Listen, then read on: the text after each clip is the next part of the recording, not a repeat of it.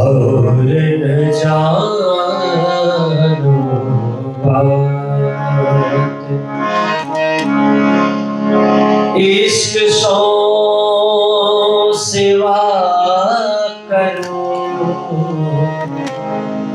सब अंगों साक्षात। श्री प्राणनाथ तुम सत्य हो,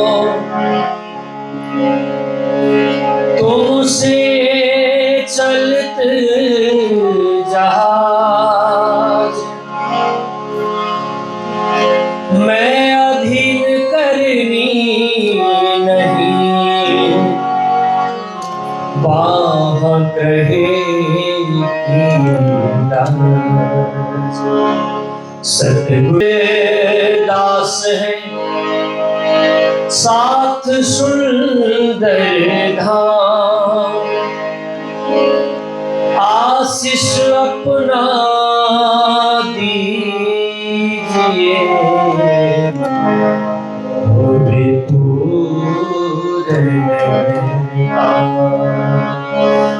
प्यारे की। आइए सुंदर साथ जी परम पूज्य गुरु जी महाराज के सानिध्य में और यहाँ पर उपस्थित मंदिर के हमारे द्वय माता जी और कलीपुर श्यारी माता जी, हमारे दोनों पुजारी जी महाराज, आदरणीय प्रकाश जी, उपस्थित सुंदर साथ जी, महामती प्राणनाथ जी महाराज की अनंत वाणी, अनंत प्रकरण है। उन प्रकरणों में से एक प्रकरण जो सदगुरु देवचंद्र जी महाराज अंतर ध्यान जब हुए तो सदगुरु को स्मरण करते हुए महामती प्राणनाथ जी महाराज के अंतरंग से, हृदय से जो प्रकट हुई वाणी है, अपने सदगुरु के लिए विरह की वाणी है। तो वही प्रकरण जो हमारी पूर्णा माता जी ने कहा कि ये प्रकरण ही गाना है, तो वही प्रकरण थोड़ा गुनगुनाने का प्रयास करते हैं।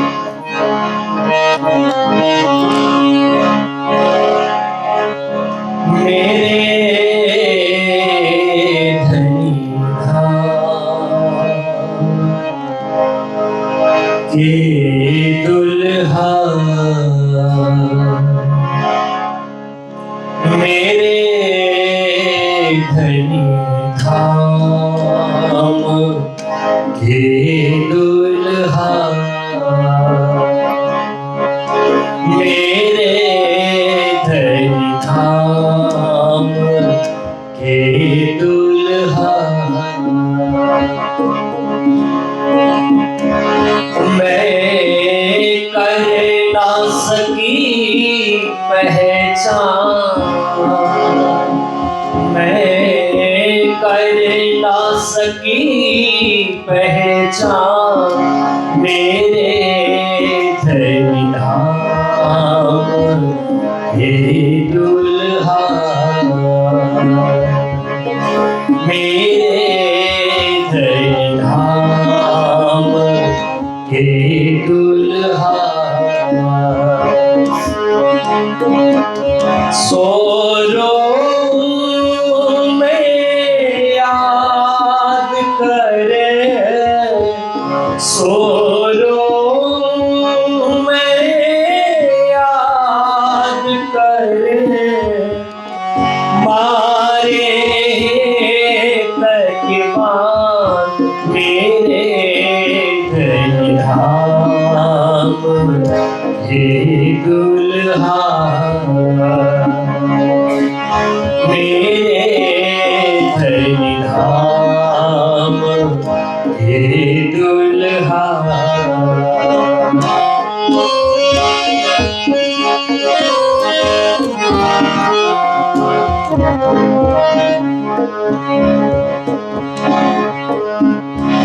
सोई दर्द अब आया,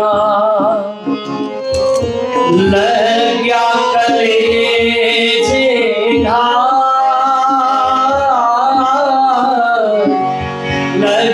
कलेजे घाय, सोई दर्द अब आया। लग गया कलेजे घाय, लग गया कलेजे घाय। अब ये अचरज होत है, अब ये अचरज होत है, जो मुर्दे रहत अरवार मेरे घर धाम हे दुल्हा।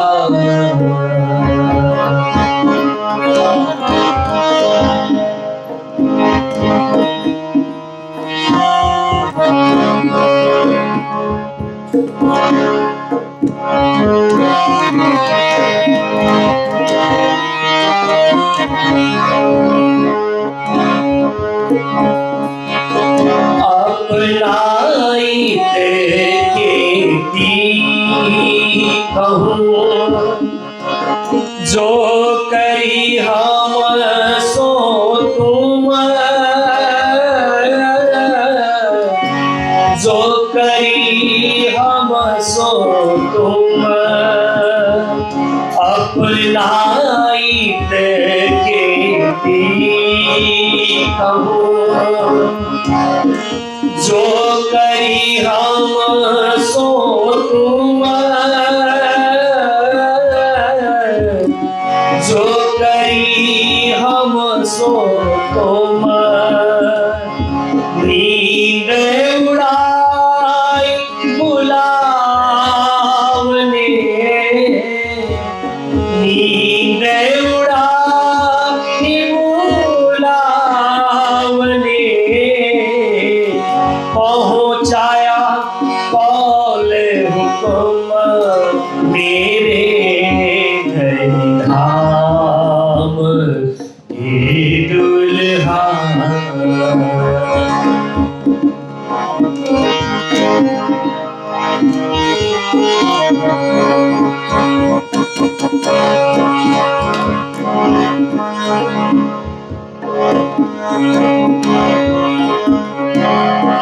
जो पट आड़े धाम के,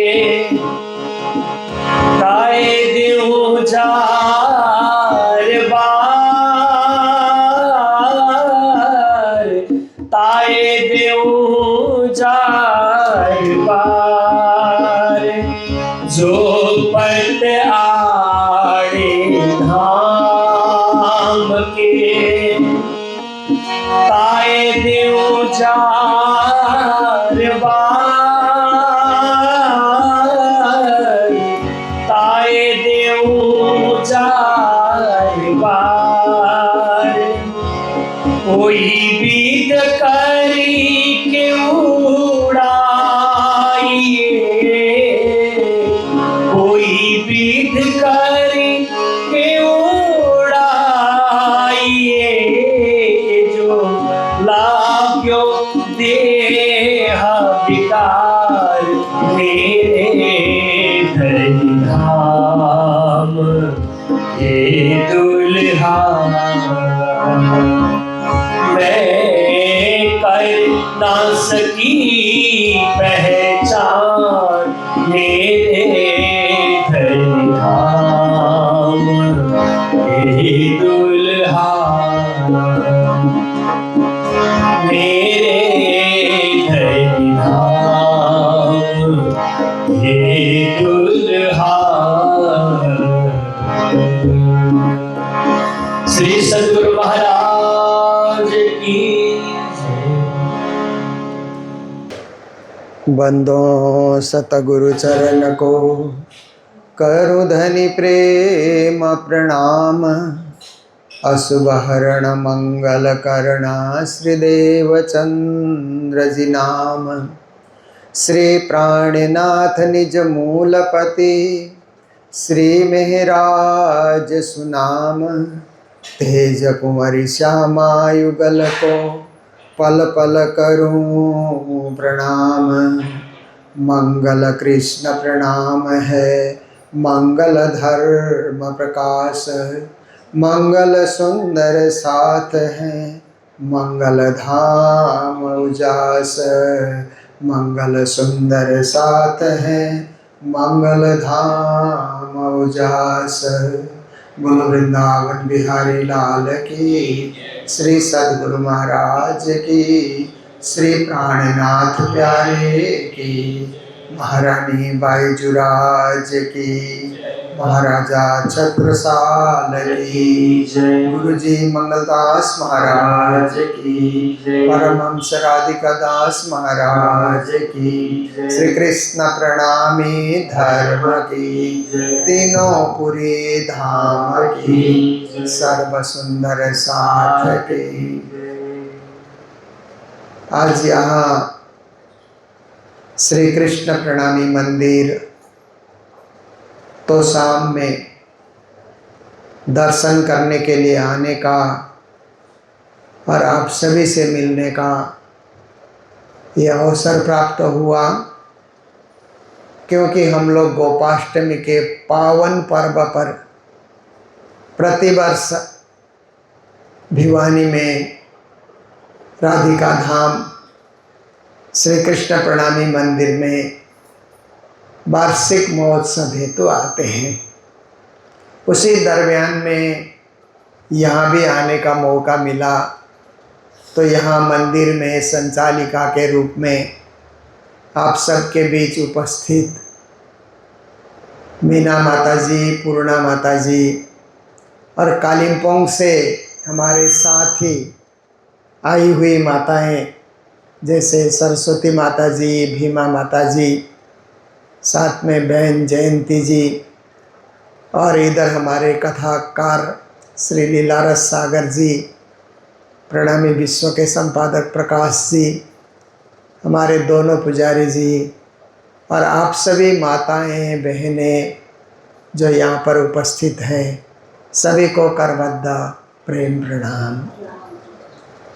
तो देखिए, एक वाणी आप लोगों ने अभी अभी सुनी, मेरे धनी धाम के दुल्हा, मैं कर न सकी पहचान, सो रो मैं याद कर कर, जो मारे हेत के बाण। तो देखिए, परमात्मा को पाने के लिए विलाप करना बहुत जरूरी होता है, और भजनों में, वाणी में विलाप की चौपाइयाँ बहुत मिलती है। पर आजकल ज़माना ऐसा आ गया कि भजन को भी नाचना, गाना, उछलना, ज़ोर ज़ोर से चिल्लाना, इस तरफ लोगों ने मोड़ दिया है। इसीलिए कहीं भी भजन संध्या आप देखिए तो लोग ज़ोर ज़ोर से नाचते हुए, उछलते हुए ऐसे लोग नज़र आते हैं। पर वास्तव में परमात्मा को पाने के लिए विनम्र होकर के, प्रेम पूर्वक, श्रद्धावान बन करके, भावना युक्त होकर के भक्ति की जाती है। ऐसी भक्ति से परमात्मा प्रसन्न होते हैं। तो ऐसी भक्ति क्या है? विरह की भक्ति है, प्रेम की भक्ति है। जैसे गुरु जी श्री 108 मंगलदास महाराज ने प्रार्थना पुष्पांजलि बनाई, छोटी सी पुस्तिका है, परंतु उसमें नाचना गाना कहीं भी नहीं है। शुरू से लेकर के अंत तक प्रार्थनाएं करते रहो, भाव विभोर हो करके, भक्ति सागर में डूब करके आप देखिए, परमात्मा मेरे तुम दुल्हा मैं दुल्हन, और न जानूं बात इश्क सौ सेवा करूं सब अंगों साक्षात, ये चौपाई है ना। क्योंकि आप देखिए कि संसार में परमात्मा को भजने के लिए अलग अलग विधियां हैं। कोई परमात्मा को पिता के रूप में भज रहा है, इसलिए परम पिता परमेश्वर ऐसा भी कहते हैं ना बहुत सारे लोग, क्योंकि वो पिता के रूप में भज रहे हैं। परमात्मा हमारे पिता हैं, सृष्टिकर्ता हैं, जैसे ब्रह्मा जी को पितामह कहा जाता है, तो ऐसे पिता के रूप में परमात्मा को भज रहे हैं। और कई लोग माता के रूप में भजते हैं, माता के दीवाने होते हैं, माता का वो जगराता कीर्तन करते हैं, नाचते गाते पूरी रात ही गाते रहते हैं, क्योंकि वो माता के रूप में परमात्मा को भज रहे हैं। और देखिए बंगाल में दुर्गा माता, काली माता, और इधर देखिए वैष्णव माता और संतोषी माता। देखिए संतोषी माता का भी फिल्म भी बना, आप देखिए। तो कई लोग माता के रूप में परमात्मा को भजते हैं, कई लोग पिता के रूप में परमात्मा को भजते हैं, कई बंधु के रूप में, कई सखा के रूप में। जैसे अर्जुन ने बंधु के रूप में कृष्ण को भजा, हनुमान जी ने क्या है कि अर्जुन ने सखा के रूप में परमात्मा को भजा, और हनुमान जी ने दास रूप होकर के परमात्मा को भजा। तो देखिए कि कई कई लोग परमात्मा को लक्ष्मी देवी के रूप में, धन की माता, धन दाता, इस रूप में भी भजते हैं। जैसे अभी अभी लक्ष्मी पूजा हम लोगों ने मनाया, तो लक्ष्मी जी के रूप में भी परमात्मा को भज रहे हैं। और जितने भी विद्यार्थी होते हैं वो सरस्वती के रूप में, विद्यादायिनी देवी सरस्वती हैं, इस रूप में भी परमात्मा को भज रहे हैं। पर प्रणामी परंपरा में परमात्मा की भक्ति होती है अंगना भाव से, सखी भाव से, गोपी भाव से। परमात्मा मेरे प्राणों के पति हैं, क्योंकि संसार की दृष्टि से देखो तो वैवाहिक जीवन में पति संसार का होता है ना, पर परमात्मा को आत्मा के पति, प्राणों के पति, प्राणों के नाथ, इस रूप में भजा जाता है। जैसे ब्रज की गोपियों ने भजा, गोप तो थे ही, परंतु श्री कृष्ण प्राणों के नाथ, इस रूप में कृष्ण को भजा ब्रज की गोपियों ने। तभी से ये परंपरा चली। गोपी भाव की भक्ति कहा जाता है ना, सखी भाव की भक्ति, गोपी भाव की भक्ति। तो सखी भाव भजिए भरतार, वाणी में भी प्राणनाथ जी ने लिखा है कि परमात्मा की भक्ति सखी भाव से करो। और प्राणनाथ जी ने वाणी में जगह जगह सखी शब्द से संबोधन भी किया है। सखीरी आत्म रोग बुरु लग्यो, या को दारू ने मिले तभी 14 भवन में न पाइए, सो हुआ हाथ हबीब। सखीरी जान बूझ क्यों भूलिए, ऐसा अलेखे अखंड समय पाए। तो देखिए जगह जगह प्राणनाथ जी ने सखी शब्द के द्वारा सुंदर साथ को संबोधित किया है।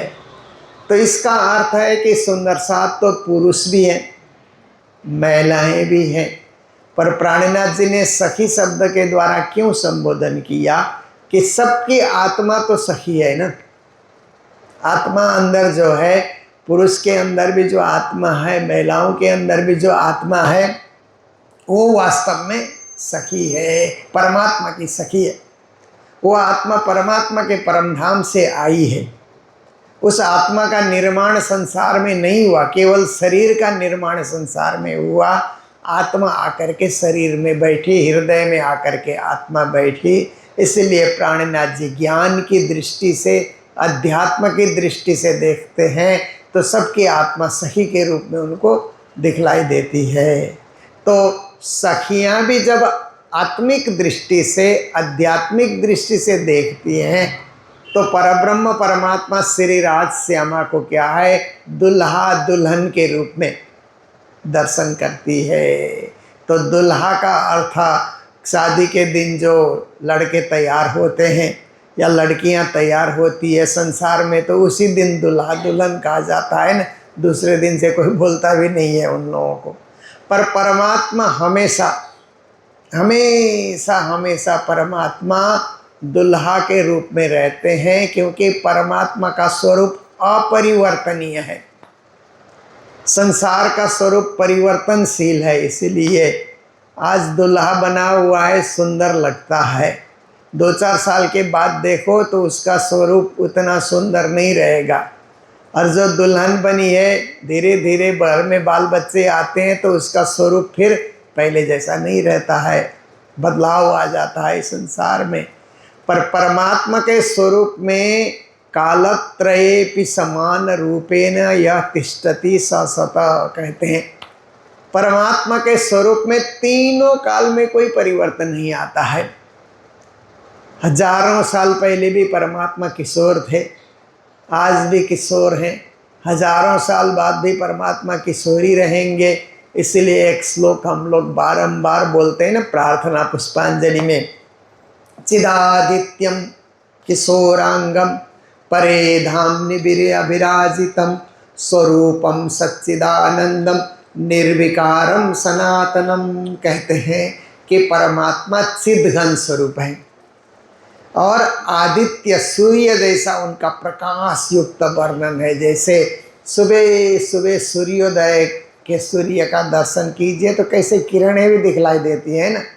दिन में तो सूर्य के दर्शन होते ही नहीं, केवल किरणों का दर्शन होता है। पर सुबह सुबह गोलाकार में सूर्य का भी दर्शन होता है, किरणों का भी दर्शन होता है। ऐसे ही परब्रह्म परमात्मा भी सूर्य की तरह चमकते हुए, जैसे सूर्य का एक गोला है ऐसे ही परमात्मा भी चैतन्य स्वरूप, उनके अंग अंग सब चैतन्य है, अंग अंग सब नूरी है, अंग अंग से प्रकाश और किरणें निकल रही है। ऐसे परमात्मा चिद्घन स्वरूप है, आदित्य वर्ण वाले, चिदादित्यम। किशोरांगम, वो किशोरी रहते हैं परमात्मा, बड़े और बूढ़े परमात्मा कभी नहीं होते, हमेशा किशोर किशोर। किशोर किसको कहा जाता है? जैसे 16 साल का जो बालक होता है ना, उसको किशोर कहा जाता है ना। 16 साल की बालिका है तो किशोरी कहा जाता है। तो उसके बाद तो 18-20 साल होने के बाद तो फिर महिला कहा जाता है ना, किशोर नहीं कहा जाएगा। एक उम्र है किशोर अवस्था, 15, 16, 18 साल तक किशोर मान लो, उसको किशोरी मान लो। फिर तो उम्र बढ़ते ही फिर उसको जवान कहा जाएगा, युवती कहा जाएगा ना, उसको किशोरी नहीं कहा जाएगा।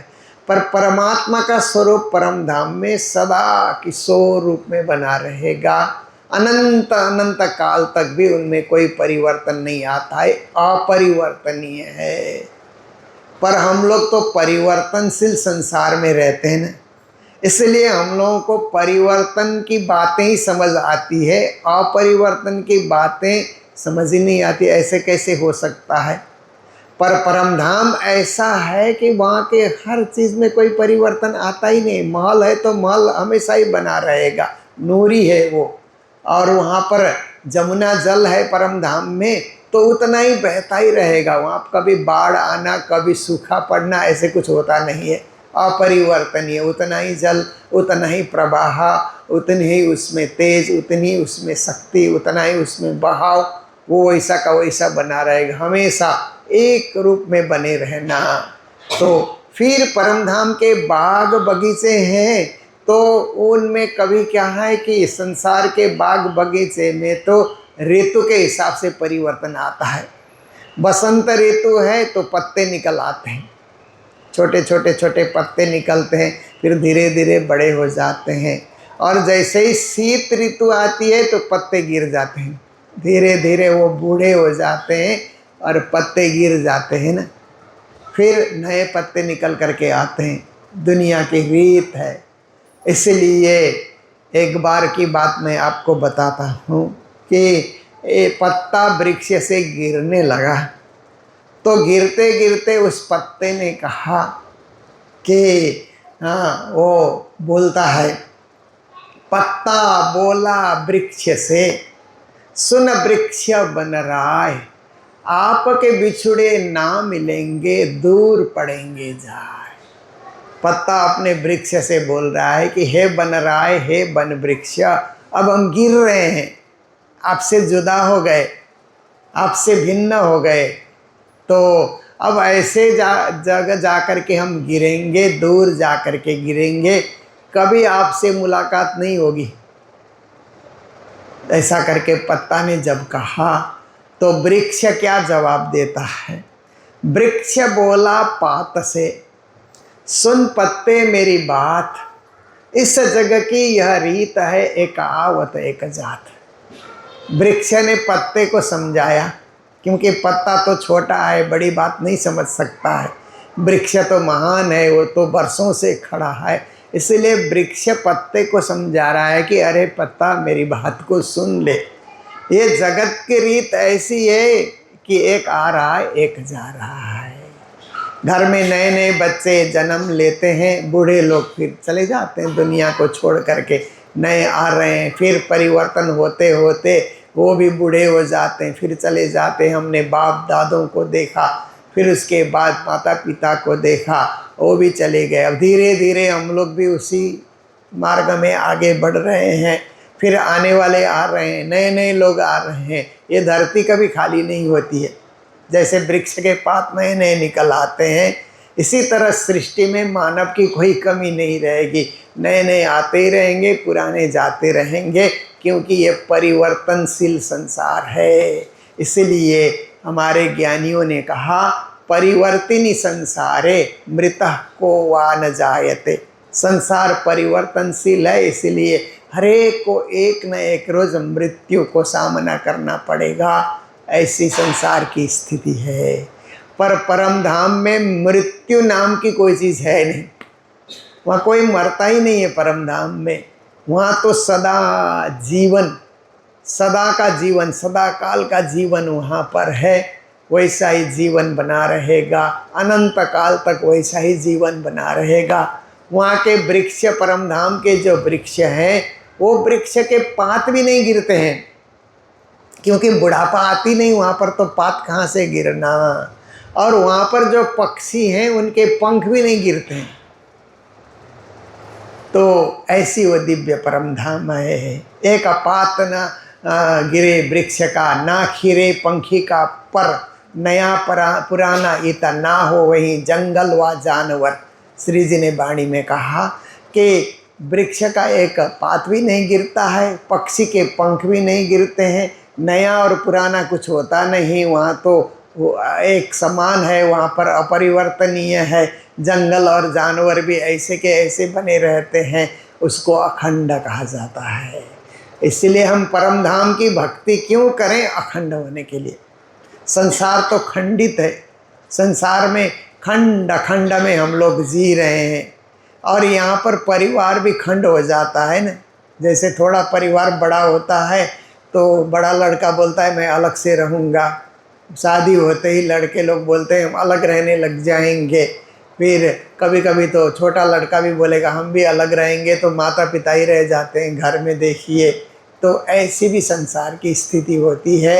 ये संसार खंडित है, इसलिए खंड खंड में लोग बंटते रहते हैं। खंड खंड में बंटना लोगों को अच्छा भी लगता है संसार में, पर परम धाम अखंड है, वहाँ कुछ बंटने वाली चीज़ नहीं है। एक साथ 12,000 सखियाँ परम धाम में रहती हैं, राजश्यामा रहते हैं। 12,000 सखियों के साथ 12,000 की खूब खुशहालियाँ और सखियाँ परम धाम में रहती हैं। सदा आनंद के साथ रहना, सदा विविध लीलाएं करते रहना। वह परम धाम की लीला को ब्रह्मानंद लीला कहा जाता है। ब्रह्म परब्रह्म राज्य में जो आनंद है, वो आनंद लीला के रूप में उतर करके विविध प्रकार की लीलाएं वहाँ पर, कभी परम धाम में घूमने की लीला होती है, कभी वहीं वनभोज करने की लीला होती है, कई वहाँ पर बहुत सारे नदी और कुंड बने हुए हैं, वहाँ पर नहाने की लीला होती है, कभी 7 घाट में घूमने की लीला होती है, कभी जमुना जी में झिलना करने की लीला, कभी पुखराज पहाड़ में चढ़ने की लीला, कभी मानिक पहाड़ में झूला झूलने की लीला। देखिए, लीला ही लीला परम धाम के अंतर्गत। और फिर कहते हैं कि संसार और परम धाम में क्या फर्क है? लीला से ऋतु होता है, ऋतु से लीला नहीं। परम धाम की ये महिमा है कि परम धाम में राजी जो लीला करते हैं उस प्रकार से ऋतुएं आ जाती है, और संसार में ऋतुओं के हिसाब से लीला करनी पड़ती है ना। आप देखिए, अभी थोड़ी सी ठंडी शुरू हो रही है ना, धीरे धीरे ठंडी शुरू हो जाएगी नवंबर दिसंबर जनवरी तक। तो फिर हम लोग स्वेटर पहन करके, शाल ओढ़ करके, कभी तो सिर पे भी टोपी डाल करके फिर चलना पड़ता है, क्योंकि वो ठंडी की ऋतु है। तो उस तरह से हमको तैयारी करनी पड़ती है। और ठंडी की ऋतु में फिर ठंडा कुछ खा नहीं सकते, गरम गरम खाना पड़ता है। पर मैंने विदेशी लोगों को देखा, क्योंकि विदेश भ्रमण में भी विदेशियों को देखने का मौका मिलता है और अपने देश में भी घूमने के लिए आते हैं। कालिम्पोंग, दार्जिलिंग भी घूमने आते हैं विदेशी लोग। तो वो लोग क्या है कि ठंडी ऋतु में भी कोल्ड ड्रिंक्स पीते हैं, आइसक्रीम खाते हैं, मज़े से खाते हैं। वो उन लोगों का अभ्यास ऐसा है।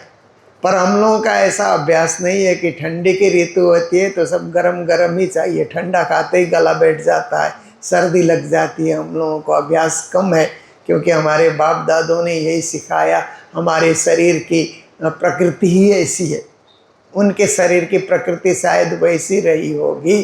तो देखिए, फिर गर्मी की ऋतु आती है तो फिर हम लोग ठंडा ही बना करके भी पीते हैं और भी सब ठंडा ठंडा अच्छा लगता है। तब आइसक्रीम भी, कोल्ड ड्रिंक्स भी, सब कुछ अच्छा लगता है। आप देखिए, तो ऋतु के हिसाब से हम संसार में परिवर्तित होते हैं। और देखिए कि ठंडी की ऋतु है तो बैठने में भी एकदम कंबल मंबल बिछा करके कभी बैठा जाता है। मैं पहले गुरु महाराज श्री 108 मंगलदास जी गुरु महाराज के साथ जुई आया, 1973 में होगा, पहली बार मैं जुई आया था। तब मैं स्टूडेंट था, विद्यार्थी था। तो जुई में मैंने देखा कि वहाँ पर सत्संग शाम को शुरू किया, कुछ 5-6 बजे से सत्संग शुरू हुआ। तो लोग भजन गाने वाले भजन गाते रहे। फिर गुरु महाराज का प्रवचन हुआ, पूज्य गुरु जी राधिका दास महाराज का प्रवचन हुआ और सबका प्रवचन हुआ। फिर मैंने देखा कि गांव के लोग वो रजाई सोड़ बोलते हैं ना, वो ओढ़ करके प्रवचन सुनने आ रहे हैं। और ठंडी के दिनों में वहाँ पर कार्यक्रम हो रहा है, सब रजाई ओढ़ करके प्रवचन सुन रहे हैं। मेरे को बड़ा आश्चर्य हुआ कि रजाई ओढ़ के तो लोग सोते हैं, यहाँ प्रवचन सुन रहे हैं लोग, क्या बात है। तब मैंने देखा कि वो कार्यक्रम तो रात भर चला। सुबह 5-6 बजे तक भजन गाने वाले गाते रहे और गांव के जो लोग आए थे वो लौट करके गए ही नहीं। वहीं पर उनको मीठा भात खिला दिया गया और वो रात भर वहीं पर बैठे रहे। तो रात भर ठंडी में वो रहेंगे कैसे, उनको तो ओढ़ना ही पड़ेगा ना। तो देखिए, ऋतु के हिसाब से सत्संग हुआ ना उन दिनों में। और फिर गर्मी की ऋतु हो तो फिर एकदम पतला पतला, एक चादर भी नहीं ओढ़ा जा सकता है गर्मी की ऋतु में। तो संसार ऋतु के हिसाब से चलता है। परम धाम में राज्य की लीला के हिसाब से ऋतुएं आ जाती है। राज्य जिस ऋतु को बुलाते हैं वो ऋतु आती है। ऐसा दिव्य परम धाम है। तो हम सबको उस परम धाम की भक्ति करनी है। प्रणामी ये जो परंपरा प्रणामी संप्रदाय में क्या है कि परम धाम की भक्ति बताई जाती है। ऐसी भक्ति कोई नहीं बताएगा। और धाम की और लोग की भक्ति तो सब लोग बताते हैं। भजन गाओ, कीर्तन करो, व्रत करो, तपस्या करो, उपासना करो, स्वर्ग मिलेगा, वैकुंठ मिलेगा, आदि आदि 14 लोक में आपको अच्छे से अच्छे मुक्ति के स्थान में आप पहुंचोगे। शून्य में निराकार में जा कर के आप अखंड हो जाओगे, मोक्ष पाओगे। ये बातें सभी बताते हैं। पर परम धाम, परे से परे का परम धाम, जहाँ पर राज्य के चरणों में, राजश्याम के चरणों में लीला करना और राजश्याम के चरणों में बने रहना, हमेशा अखंड होना, ये भक्ति प्रणामी भक्ति है। इसी को निजानंद भक्ति भी कहा जाता है, जो गुरु कृपा से हम लोगों ने पाया। हर कोई को नहीं मिलता है, हर कोई ऐसी भक्ति से जुड़ नहीं पाता है। दुनिया में जो भक्ति चल रही है 14 लोक में, उसी भक्ति से लोग जल्दी से जुड़ जाते हैं। पर एक परम धाम की भक्ति से जुड़ना पूर्व जन्म के पुण्य के प्रताप से ही संभव होता है। और इसके ग्राहक भी कम ही होते हैं, क्योंकि आप देखिए कि बाज़ार में जो हर एक माल मिलता है ना, उसके ग्राहक बहुत होते हैं। पर जहाँ ज्वेलरी बिकती है ना, वहाँ ग्राहक कम जाते हैं। तो ऐसे ही परम धाम का ज्ञान खरीदने वाले या ज्ञान ग्रहण करने वाले कम होते हैं। सिलेक्टेड लोग होते हैं, चुनिंदे लोग होते हैं। पर हर एक माल की तरह हर प्रकार के संसार की विद्याओं को सीखना और हर प्रकार से इस संसार के चमत्कार इत्यादि को ग्रहण करना आदि चीज़ हो तो लोगों की भीड़ वहाँ पर ज़्यादा हो जाती है। पर कम ही सही, परंतु हमारा लक्ष्य अच्छा है। अंत तो गत्वा पहुँचने का लक्ष्य अच्छा है। यहाँ हमें संसार में माया के इस बंधन में ज़्यादा बटोर करके यहाँ बंधे नहीं रहना है। एक न एक रोज हमें संसार से मुक्त होकर के परमात्मा के चरणों में जागृत होना है। ऐसी भक्ति प्रणामी भक्ति है जो सदगुरु देवचंद्र जी ने बताई, प्राणनाथ जी महाराज ने बताई वाणी में, और गुरु जी मंगलदास जी इस गुरु परंपरा से हम सब लोगों ने पाया। तो इस मंदिर में मैं गुरु जी श्री 108 मंगलदास जी महाराज के साथ बहुत वर्षों से, जब भी गुरु जी इधर जुई आते थे, बाद में भिवानी भी आए, तो इस मंदिर में गुरु महाराज की पधरावनी भी हुई है। मुझे उनके साथ बहुत बार आने का यहाँ पर मौका मिला। उसके बाद भी मैं कभी कभी यहाँ वार्षिक मेलों में भी आता रहा, परंतु ऐसी बात है कि गुरु जी मंगलदास जी ने इधर जितनी जागनी है उससे कहीं ज़्यादा जागनी उन्होंने कालिम्पोंग में, दार्जिलिंग में, सिक्किम में, नेपाल में, आसाम में, और ज़्यादा मंदिर हैं उनके, और ज़्यादा जागनी क्षेत्र है वहाँ पर। तो जहाँ भी गुरुजी द्वारा प्रेरित या गुरुजी द्वारा निर्मित मंदिर और उनका वार्षिक मेला आता है, तो उसमें मुझे जाना ही जाना होता है, पहुँचना ही होता है। कंठी बांधने वाले को कंठी ग्रहण करने वाले को कंठी देना होता है, और वहाँ हर कार्यक्रम, झंडोत्तोलन, आरती, पूजा, हर कार्यक्रम में मुझे भाग लेना पड़ता है। तो कभी कभी ऐसा होता है कि यहाँ का भी मेला है, वहाँ का भी मेला है। केवल एक गोपाष्टमी ऐसा मेला है कि हम लोग वहाँ पर गोवर्धन पूजा करके मंगलधाम से निकलते हैं, तो गोपाष्टमी फ्री हम लोगों को मिल जाता है। तो प्रतिवर्ष मैं भिवानी आता हूँ। बाकी कभी जुई का मेला, तो शाम का मेला, कैमरी का मेला, और भी हमारे यहाँ इस क्षेत्र के मंदिरों के मेले होते हैं। सब में आना नहीं हो पाता, क्योंकि उधर ही मेले में हम बंध जाते हैं, और वहाँ नहीं जाएंगे तो वहाँ सुनसान सा जाएगा फिर। इसलिए जाना भी ज़रूरी होता है, गुरु जी का नाम लेकर के वहाँ पर एकदम प्रवचन करना और वहाँ जागनी का विस्तार करना, ये भी हमारा ही कर्तव्य है। इसीलिए जहाँ हो सके, जितना हो सके, हम लोग मिलते जुलते रहें और श्री राज श्यामा को याद करते रहें। ये मंदिर आने से ऐसा लगता है कि सुंदर सजा हुआ है ये मंदिर, क्योंकि हमारे दोनों साध्वी माताओं ने मंदिर को बहुत अच्छा सजाया है। चारों तरफ एकदम ऐसा लगता है कि राजश्यामा गुरुजन सब बैठे हुए हैं। हम लोगों ने राजश्यामा की नई पेंटिंग तैयार की थी श्री धाम वृंदावन से, क्योंकि और जगह राजश्यामा की जितनी भी फ़ोटोएँ हमने बनाई, तो उन लोगों ने वहीं के कल्चर के हिसाब से फ़ोटोएँ तैयार की। पर ये फिर हम लोगों ने सोचा कि वृंदावन के आर्टिस्ट तो राधा कृष्ण की फ़ोटोएँ बनाते रहते हैं, क्यों ना उनको पकड़ा जाए। ऐसा हम लोगों ने सोचा करके वृंदावन के आर्टिस्ट को पकड़ा। तो राजश्यामा का गजब का उन्होंने एक चेहरा, सुंदर स्वरूप उन्होंने बना करके हम लोगों को प्रदान किया। तो ये मूल जो फ़ोटो है इसकी तो मंगलधाम में सजी हुई है। बाकी इसकी कई फ़ोटो, आजकल तो डिजिटल युग आ गया ना, डिजिटल युग आ गया, इसलिए एक बार आपने मीडिया में डाल दिया, उसका अपने आप प्रचार होता है और अपने आप लोग उसको प्रिंट करके बिक्री करके बस धंधा भी चला रहे हैं। बनाने वाले हम लोग तो देखते रहते हैं, अरे इसका निर्माण तो हम लोगों ने, प्रारंभ तो हम लोगों ने किया। पर ऐसा है कि जब मार्केट में माल आने के बाद वो बिकता ही रहेगा। कौन कौन व्यापारी बेच रहे हैं वो अलग अलग बात है, परंतु मार्केट में लाना बड़ी बात होती है। तो राज्य को जगत में प्रसिद्ध करना, ऐसे तो राज्य प्रसिद्ध है पर जगत वाले नहीं जानते हैं, इसीलिए जगत वाले के सामने राज्य का चेहरा कैसा है, राज्य का स्वरूप कैसे है, परम धाम में कैसे बैठते हैं मूल मिलाव में, वो दृश्य सबके सामने लाना जरूरी है। और ये कार्य सभी लोग कर रहे हैं, सभी तीर्थों से, पुरियों से हम लोगों ने भी ये कार्य किया है। तो यहाँ ये फ़ोटो सजी हुई देख करके हमें भी बड़ा आनंद आया। हम उनके चरणों में, वो सिंहासन में हैं, हम उनके चरणों तले, ऐसा भाव लेकर के हम लोग ध्यान करें, भक्ति करें और अपने जीवन को धन्य बनाएं। तो आज इतने में ही रखते हैं। आज तो हम लोग केवल दर्शन करने आए हैं। प्रातःकाल ही हमारा भिवानी का मेला पूरा हुआ, तो इसलिए फिर कभी कोई मौका मिलेगा तो और विशेष रूप से प्रवचन रखा जाएगा। अभी इन्हीं शब्दों के साथ जय जयकार करते हुए अभी के प्रवचन को विराम दे रहे हैं। सभी मिलकर के पिया तुम तैसिए जो अर्जी है सब मिल करके गाएंगे। बोलो कृष्ण कन्हैया लाल की, सतगुरु महाराज की, श्री प्राणनाथ प्यारे की जय।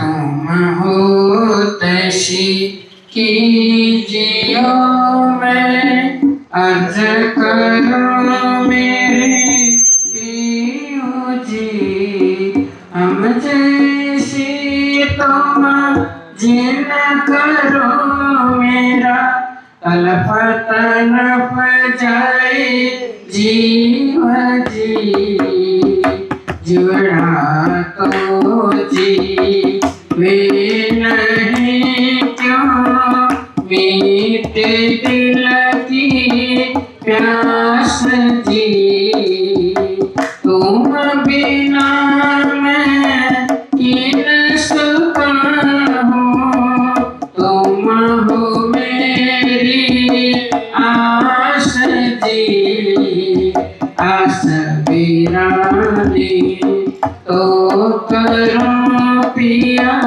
जो कोई दूसरा होए जी, सब विध पिया जी समर्थ बिना रह न जात रोए रोए जी, जन्म अंधी जो हम होती सो तुम देखत कीजी, जब तुम पदी खाओगे तब देखूंगी मैं भारत जी, ऐसी पुकार पिया सुन के अब दिल करो तुम